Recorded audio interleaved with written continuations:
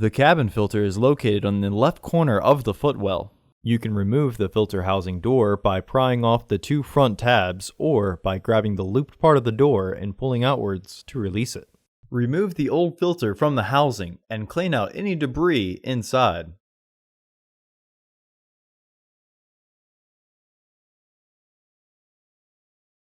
Removing the old filter and installing the new one may require pinching and twisting the filter.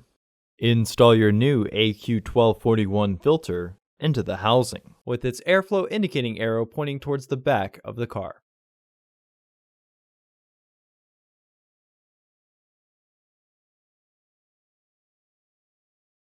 Reinstall the filter housing door.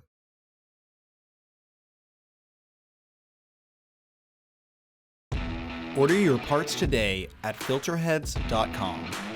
Also, please like our video and subscribe to our channel so you won't miss any new content.